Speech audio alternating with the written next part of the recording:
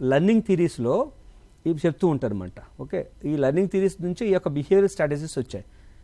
అలా మార్పు రావచ్చు. ఉదాహరణకి మనం మీకు బహుశా జైల్స్కి వెళ్తే టోకన్ బిహేవియరల్ థెరపీ ఉంటుంది, టోకన్ ఎకానమీ అంటారు యాక్చువల్గా.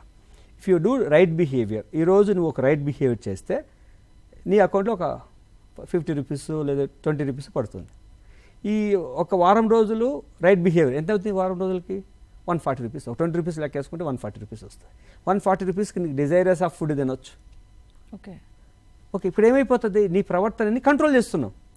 అలాగా ఒక 3 నెలలు నువ్వు జైల్లో ఉన్నప్పుడు 3 నెలలు నువ్వు ఒక రైట్ బిహేవియర్ ప్రవర్తిస్తే you start being right way. చెప్పాను కదా ఇందాక, మన బయలాజికల్ సిస్టంలోనే హ్యాబిట్ ఫార్మేషన్ ఉంది. మీరు రైట్గా ప్రవర్తిస్తే, రైట్గా ప్రవర్తిస్తూ పోతే, రైట్గా ప్రవర్తన అలవాటు చేసుకుంటే రైట్ వ్యక్తిగా మారుతారు. ఇంతే, ఇది కూడా అంతే. అలా నో చెప్పడం ఏంటి? No, we're not hitting anyone. మనం హట్ చేయడం లేదు, అలా అని చెప్పి మనం తను విమర్శించడం లేదు, తీసేయడం లేదు. కానీ మనం ఏం చెప్తున్నామంటే నోని చెప్పే విధానాన్ని తల్లిదండ్రులకు నేర్పిస్తున్నాం. మనం కూడా నో చెప్పుకునే ప్రవర్తన మనం నేర్చుకుంటున్నాం.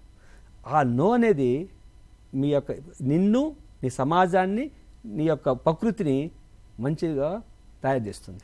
మీరు హ్యాపీగా ఉన్నారు, నేను హ్యాపీగా ఉన్నాను, మనందరం కూడా హ్యాపీగా ఉన్నాం అంటే మనం happy we become a great కదా.